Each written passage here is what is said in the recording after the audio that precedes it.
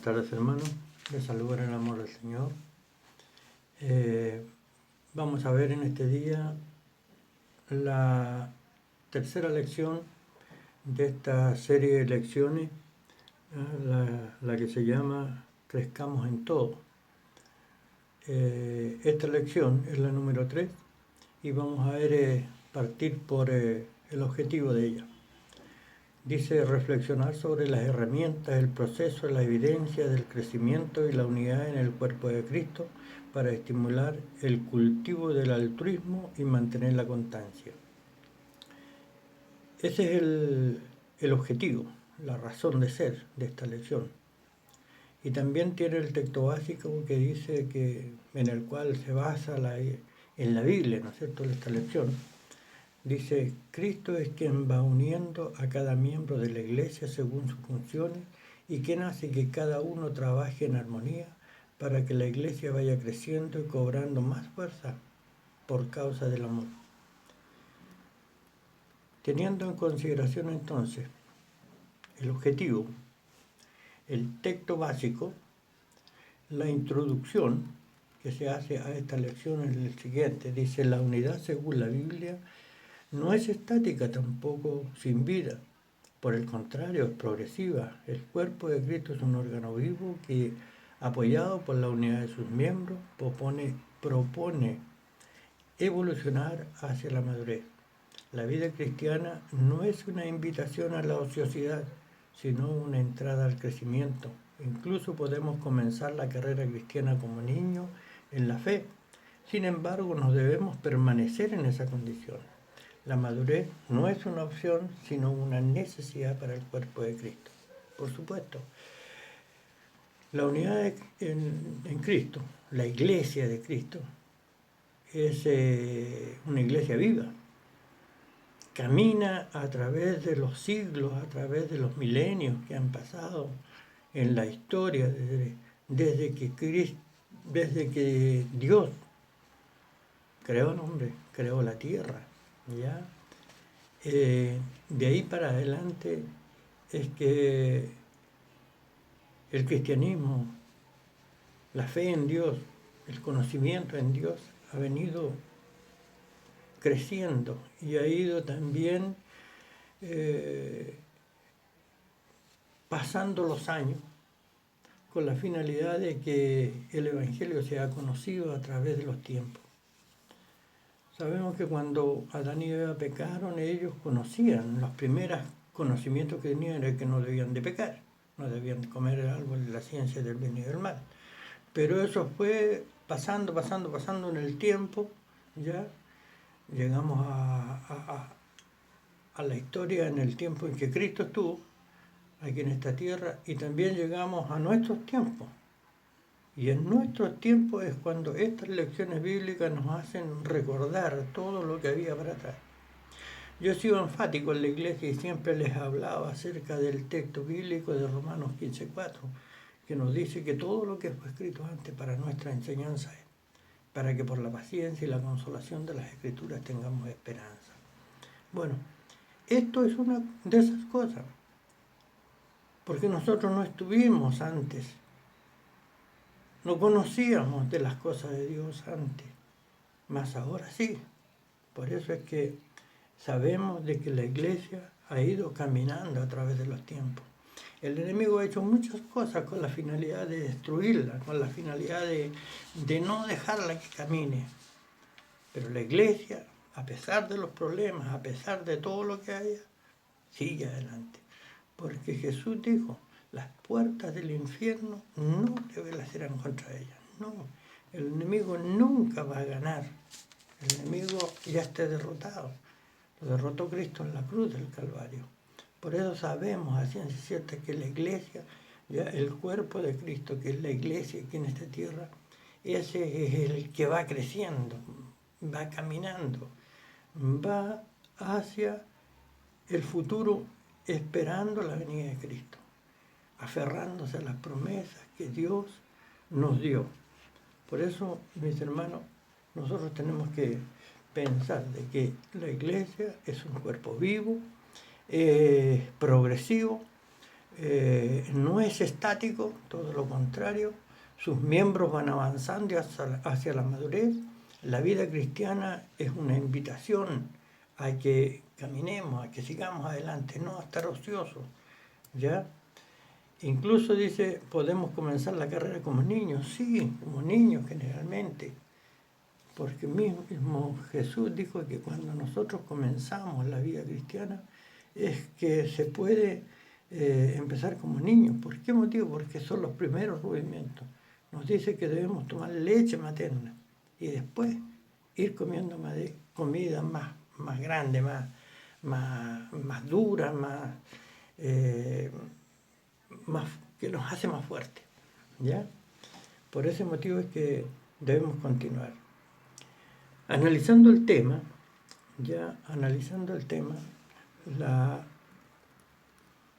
dice, en el último estudio basado en Efesios 4, del 1 al 6, estudiamos las distinciones de la unidad y sus marcas distintivas. En esta lección basada en Efesios 4, del 7 al 16, Pablo muestra cómo los cristianos pueden crecer a través de esta unidad orgánica creada por el Espíritu. La unidad debe llevarnos hacia la madurez. En este pasaje se presentan las herramientas, el proceso, la evidencia y el crecimiento en la vida cristiana. Crecimiento. Eso es una palabra importantísima. Nosotros debemos crecer. La misma Biblia nos dice, un poquito más arriba, nos habla de que debemos comenzar nuestro cristianismo como niños, pero no podemos quedarnos como niños toda la vida. Tenemos que crecer, porque si no crecemos estamos con un problema, con una enfermedad, con algo que nos mantiene, ¿no es cierto?, que no podamos seguir. Entonces, eso no es bueno. Por tal motivo, nosotros debemos continuar a seguir adelante. Vamos a ir contestando las preguntas que esta lección tiene ya dentro de la misma lección. La primera de ellas dice, tras leer el texto de Efesios 4:7 y el ítem 1, responda, dice, ¿qué son los dones espirituales y cuán importantes son para el crecimiento del cuerpo de Cristo hacia la madurez? ¿Qué son? ¿Qué cosas son los dones espirituales? Efesios 4:7 nos dice, pero a cada uno nos fue dada la gracia conforme a la medida del don de Cristo. A cada uno nos fue dada. ¿Y quién nos da las cosas? ¿Nuestros pasados, nuestros hombres, nuestros papás, nuestros abuelos? No. Dios es el que nos da todas las cosas. De Él proviene todo. Los talentos o dones naturales, esas son habilidades o herramientas dadas por Dios a todos los seres humanos, sean estos creyentes o no.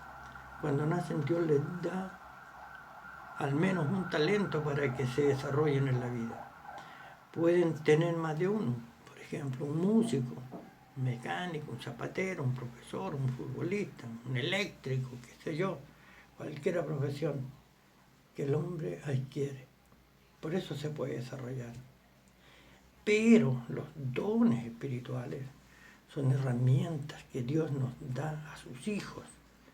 Hermanos, no todos son hijos, todos somos criaturas de Dios, hechuras de sus manos, pero sus hijos son los que dice San Juan capítulo 1, verso 12.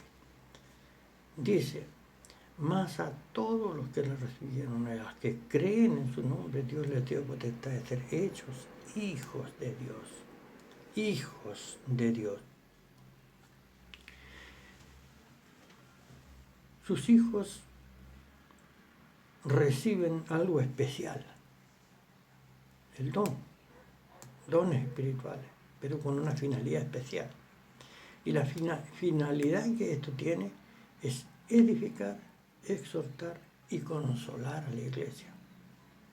Los dones espirituales son dados por Dios a sus hijos, primeramente para edificar a su iglesia. Edificar es, por ejemplo, ladrillos, arena, ripios, madera, clavos, planchas de zinc, etc. Ahora, al ordenar todo esto, por alguien que sepa, que sea un buen carpintero, ¿no es cierto? Que lo que hace es construye una linda casa. De la misma manera en la iglesia hay muchos materiales. El material de la iglesia son personas nuevas que llegan o recién llegados, que traen con ellos sus talentos, sus dones naturales, talentos y dones naturales. Y también hay personas que están preparadas o maestros que saben cómo hacer con estas personas. Que las personas en la iglesia son el material, como en la carpintería o en la construcción son los materiales, y los materiales de la iglesia son las personas. Discípulos o algo. Estas personas vienen a llegar a ser, lo que interesa es que sean discípulos o algo lindo para Dios. Y eso que lo preparan los que están encargados, la iglesia. Dios preparó personas en la iglesia para que ellas lleven a cabo esa labor. La pregunta número 2 dice: ¿por qué no debemos usar los dones para demostrar superioridad sobre los demás? Responda, dice, después de leer Efesios 4:11 y el ítem número 1. En Efesios 4:11 nos dice: y él mismo constituyó a unos apóstoles, a otros profetas, a otros evangelistas, a otros pastores y maestros. En primer lugar, debemos decir de que no debemos tratar a los demás de mala forma, sino que debemos tratarnos como nos gustaría que a nosotros nos tratasen. De no ser así es porque aún no ha madurado la persona, aún no sabe de que debemos ser todos iguales dentro del cuerpo de Cristo. Somos todos iguales. ¿Ya? Ante Dios somos todos igual. Fuimos creados hechuras de Dios. Ahora, con las herramientas que Dios nos dio, debemos enseñar a los nuevos creyentes. Los que ya hemos crecido, los que ya hemos pasado por el proceso de aprendizaje, debemos ahora nosotros empezar a enseñar a los nuevos creyentes todas las enseñanzas que Dios nos mandó en Mateo 28:20, con la finalidad de hacer hombres y mujeres maduros y fuertes, para que cuando llegue la prueba estén preparados para resistir y también estén capacitados para enseñar a otros. Esto se llama crecimiento, ¿ya? De esta manera todos gozamos del crecimiento espiritual y de la unidad. También de esta manera se descubren dones que sirven para que las personas encuentren su lugar en el cuerpo de Cristo, en su iglesia. La responsabilidad es de todos, aún de los minusválidos, ¿ya? Por supuesto, no hay minusválidos en el reino de Dios, ¿ya? Todos son llamados a servir, no solo de los pastores, presbíteros, diáconos, es la responsabilidad, no, es de todos, porque a todos nos dieron dones y talentos que debemos poner al servicio de Dios. Cada creyente debe aspirar a llegar lo más alto en el crecimiento espiritual.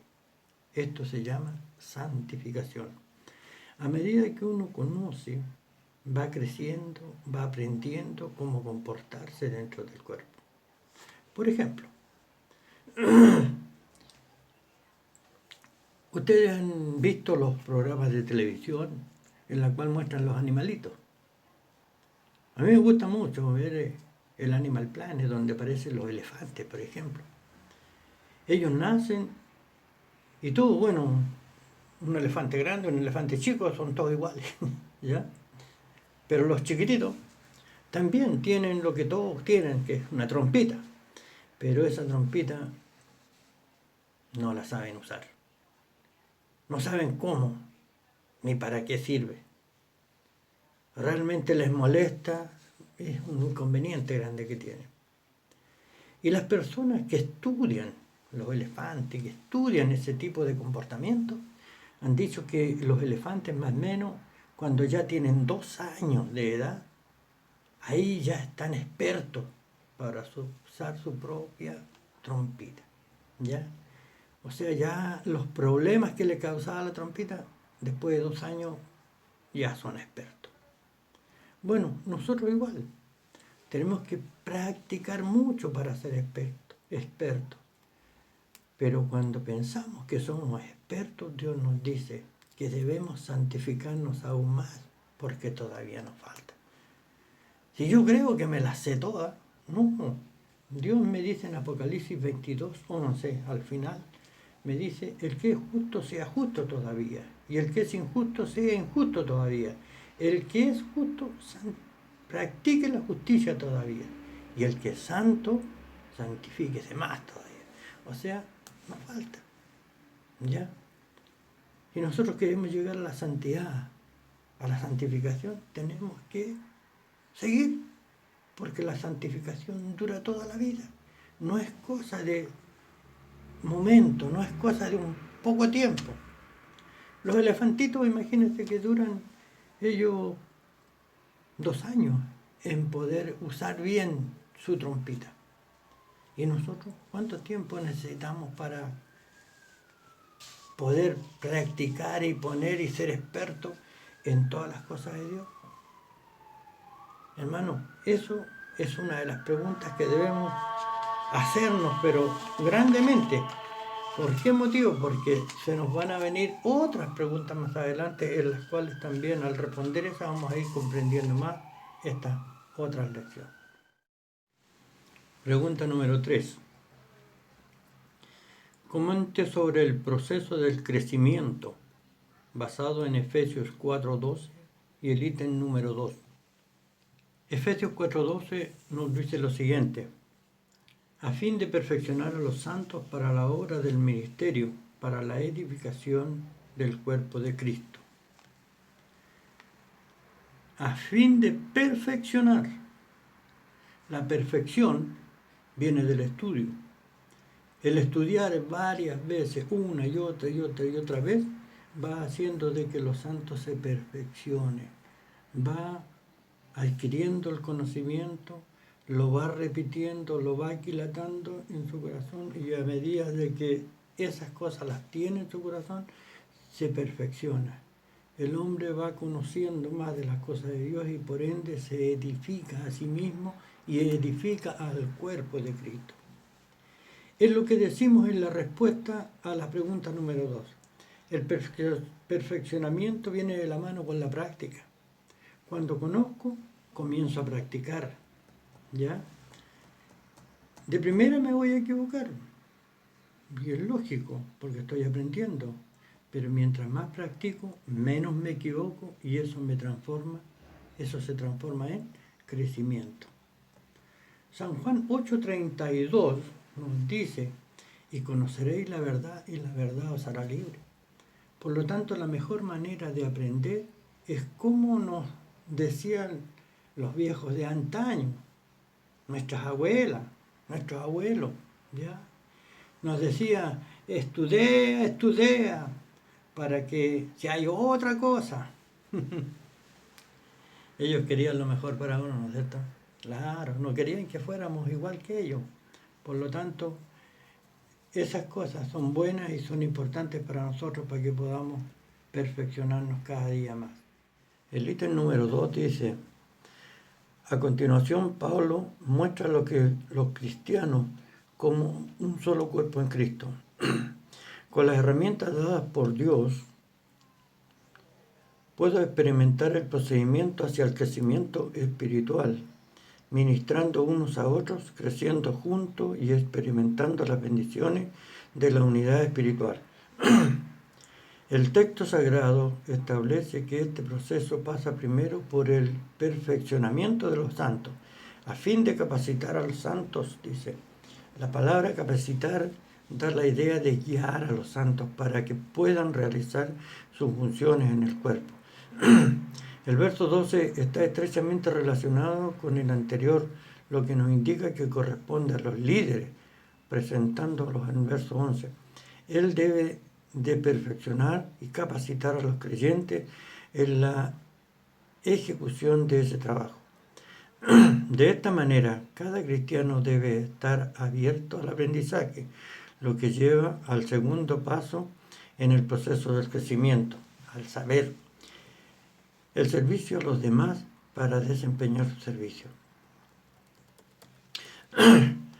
La palabra servicio, del griego diaconía, que se usa aquí para describir solo la obra de los pastores, sino más bien la obra de todo el pueblo de Dios sin excepción.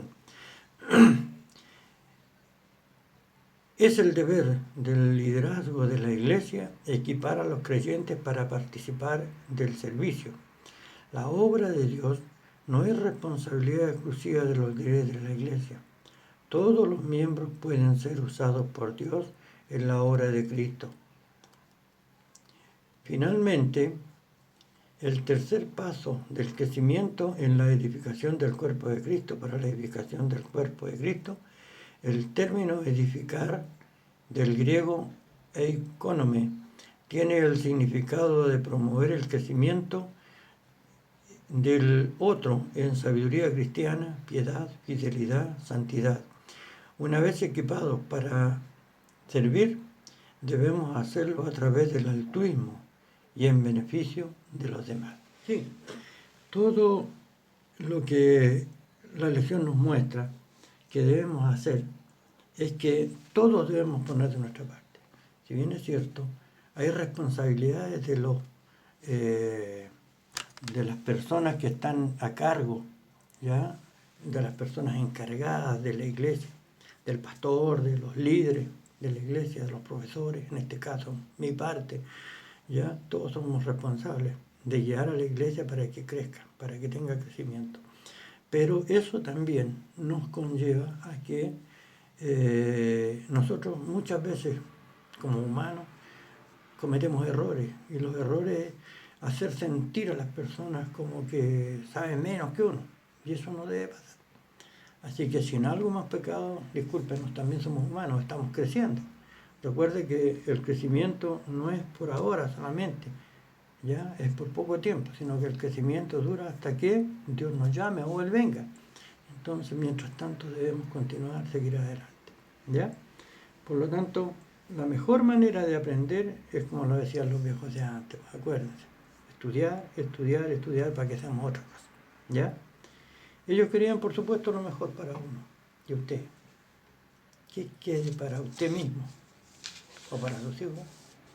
Porque no nos olvidemos de que los que somos papás tenemos hijos. ¿Y quién le enseña a nuestros hijos? La profesora de escuela bíblica, sí, pero somos nosotros los responsables. Así que debemos educar también a nuestros hijos. La pregunta número 4 dice, mencione, basado en Efesios capítulo 4, del 13 al 16 y el ítem número 3, la evidencia del crecimiento espiritual que se encuentra en la Iglesia de Cristo. Efesios 4 nos dice lo siguiente, partiendo del 13 hasta el 16, dice, hasta que todos lleguemos a la unidad de la fe y del conocimiento del Hijo de Dios, al hombre perfecto, a la medida de la estatura de la plenitud de Cristo. Así ya no seremos niños fluctuantes, llevados por doquiera de todo viento de doctrina, por estratagemas de hombres que para engañar emplean la astucia, las antimañas del error, sino que siguiendo la verdad en amor, conozcamos en todo aquel que es la cabeza, esto es Cristo, de que en todo el cuerpo bien concertado y unido entre sí por todas las coyunturas que se ayudan mutuamente, según la actividad propia de cada miembro, recibe su crecimiento para ir edificándose en amor. Por supuesto que sí, pues hermano. El crecimiento, la evidencia del crecimiento, es a medida de que yo voy conociendo, voy cambiando mi comportamiento, mi manera de ser. Y por ende, si soy altanero en el principio, voy dejando esas cosas de lado. Si fui ladrón, dejo de robar.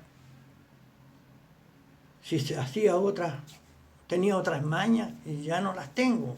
¿Por qué motivo? Porque he ido conociendo de que soy muy bueno y por ende de ahí va viniendo mi crecimiento, ¿ya? La evidencia del crecimiento espiritual se ve reflejada en el compromiso que asumimos, lo conocemos, lo aceptamos, lo practicamos. Nos sentimos felices porque vemos en nuestras vidas lo que hemos aprendido. Es una realidad. Al ver los milagros que Dios hacía en el pasado, son una realidad hoy, especialmente en mi vida. La evidencia del crecimiento espiritual es también el ir entendiendo las Escrituras. Muchas veces decíamos, ¿sabe que leo y no entiendo? Pero a medida que practica, voy entendiendo, voy reteniendo y me voy dando cuenta de lo que dice Segunda de Timoteo capítulo 3 y versos 15 y 16 y 17, que nos dice lo siguiente: y que desde la niñez has sabido las Escrituras, las cuales te pueden hacer sabio para la salvación por la fe que es en Cristo Jesús. Toda la Escritura es inspirada por Dios y útil para enseñar, para redarguir, para corregir, para instruir en justicia, a fin de que el hombre de Dios sea perfecto, enteramente preparado para toda buena obra. Eso es precisamente, pues hermano, esto es lo que los pastores, los presbíteros, los diáconos, los predicadores pretendemos lograr de usted. Lograr que llegue a la perfección, a la altura de la plenitud de Cristo. Siempre no va a faltar. Como dice Apocalipsis 22:11, santifícate aún más.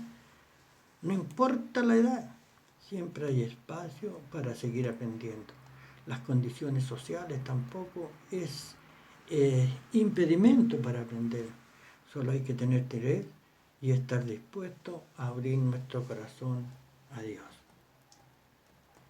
Aplicando el tema, la pregunta número 5, ¿por qué es necesario el altruismo en nuestro propósito de lograr el crecimiento?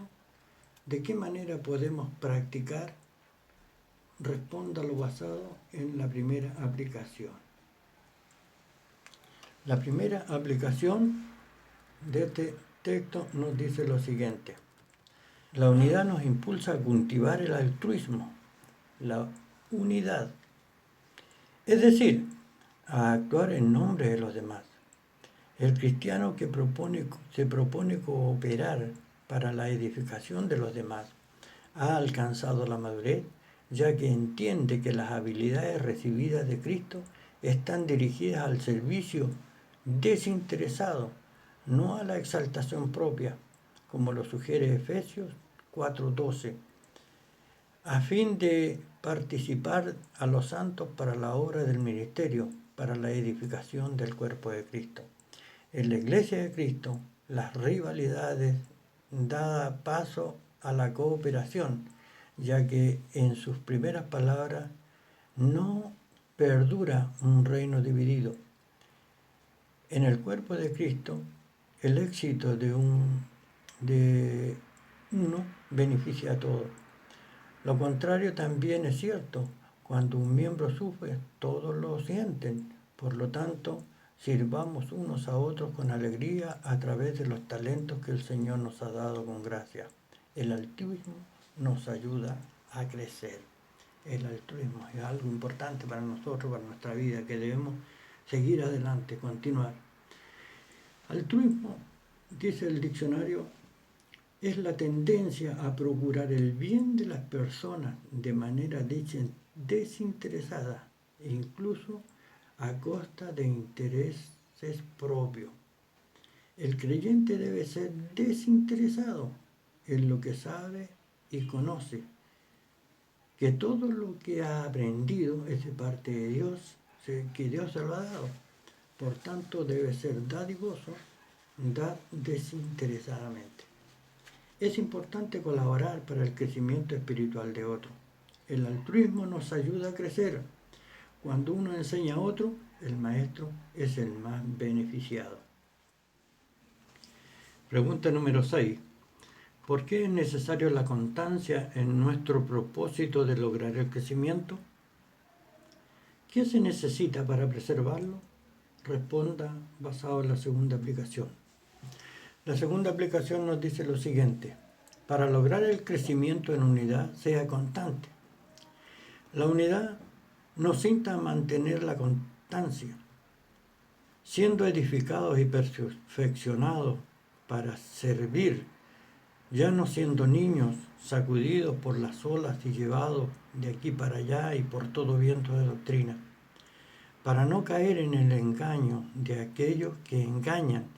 Necesitamos equiparnos con el pleno conocimiento del Hijo de Dios.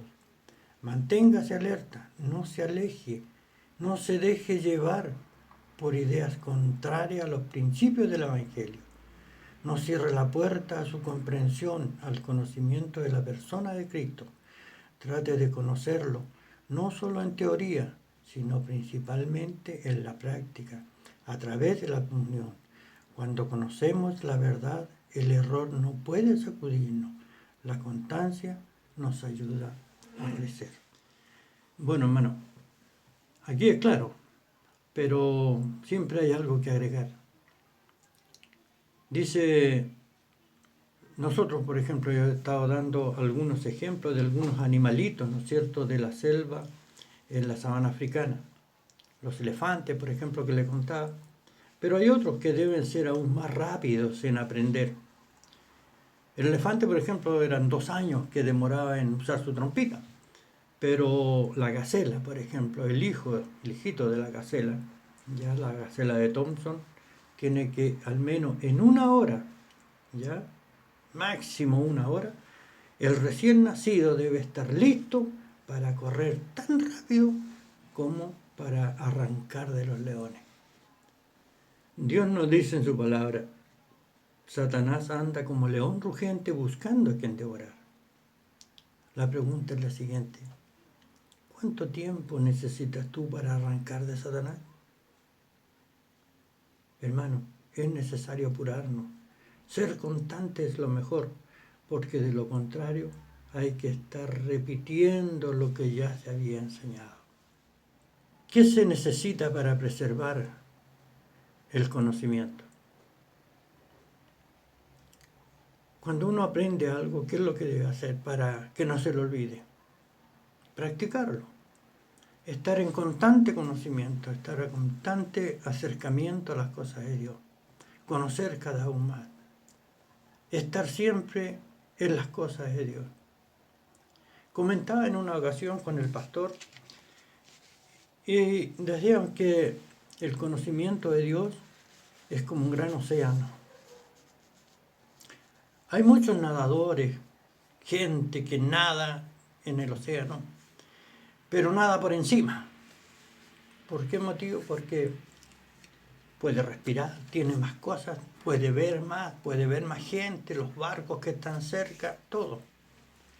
Pero cuando el hombre se zambulle para abajo, ya se mete en las profundidades del mar, el hombre ve la vida diferente, de otra manera.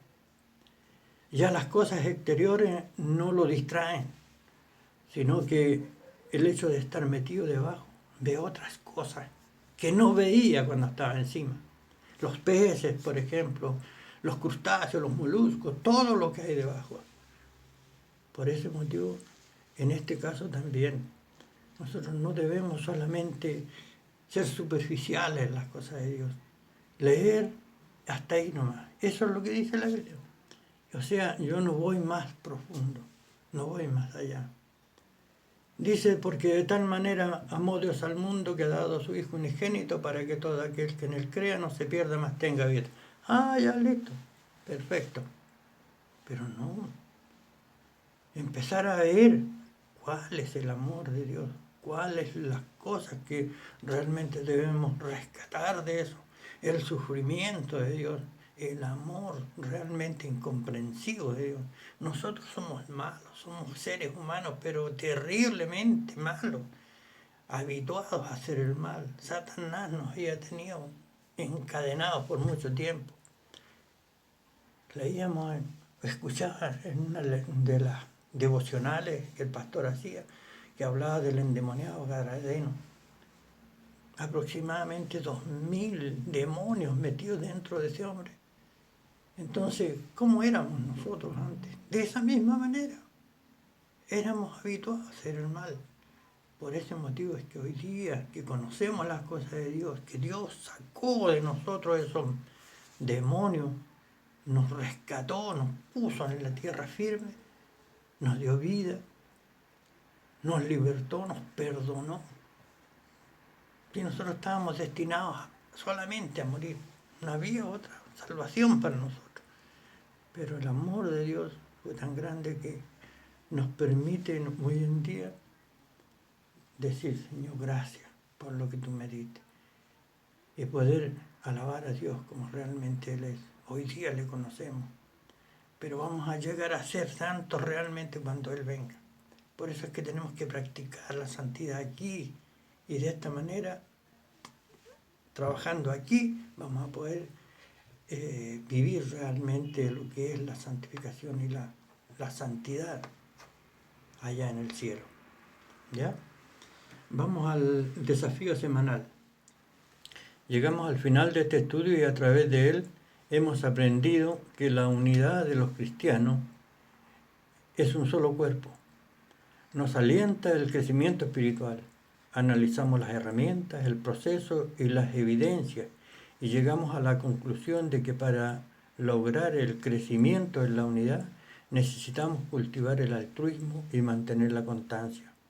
Dicho esto, ahora podemos centrarnos en nuestro desafío semanal. ¿Estás disponible para servir de acuerdo con los dones que has recibido en algún ministerio de la iglesia, en su vecindario, en su familia? Esté disponible para servir y aproveche cualquier oportunidad que surja. ¿Conoces a algún hermano en Cristo que necesite un mensaje de esperanza, ayuda material, a trabajar? Podría ser Dios llamándote. Eso es lo que tenemos que ver, hermano. Ese es el mensaje de hoy día. Poder ayudar, poder ponernos, ser altruistas, no solamente en la iglesia, sino que también con los que están en nuestro lado, nuestros familiares, nuestros amigos, nuestros vecinos. Y de esa manera vamos a dejar bien puesto el nombre de Cristo. Dios le bendiga, hermano. Vamos a ir a ver ahora el momento de misiones, ¿ya? El momento de misiones está basado en el pueblo de Somalia, ¿ya? Somos uno, dice, con los cristianos que sufren en Somalia. Somalia es un pueblo que tiene 15,6 millones de habitantes. Cristianos hay varias centenares. Religión, la legal, la que corresponde allá a ese lugar, el que han hecho suyo, es el Islam. Es un gobierno, una república federal, y lo dirige Mohamed Abdullahi Mohamed, ¿ya? Y aquí nos dice, acuérdate de los presos como si estuvieran presos con ellos y de los maltratados, puesto que también ustedes están en el cuerpo. ¿Conocen las listas de países donde siguen a Cristo? ¿Pueden pueden contarle la vida? En esta lección presentamos 13 de ellos, como en un solo cuerpo en Cristo. Unámonos en oración para estos cristianos. Estas transcripciones se realizan en la autorización de misiones Puertas Abiertas. Una vida de violencia e aislanismo.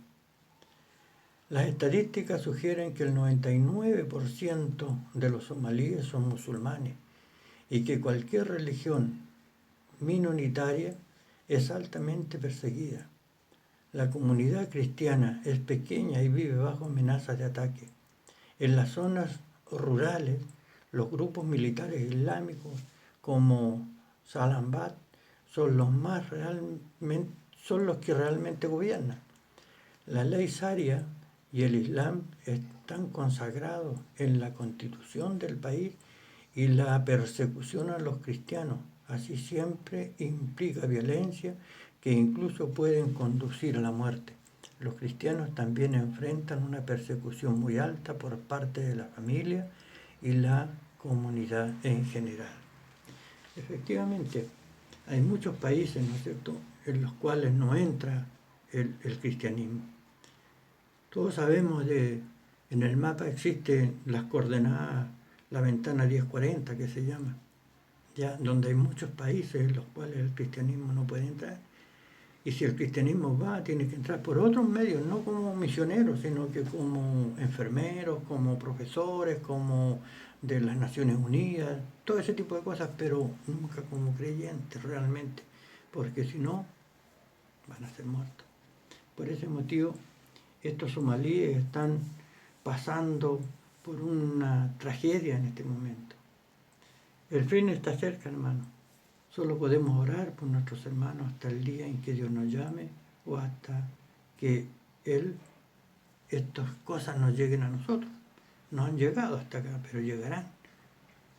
Por eso es que debemos estar preparados. Sigamos adelante, oremos al Señor para que Él se apiade de todas estas cosas y pueda venir pronto.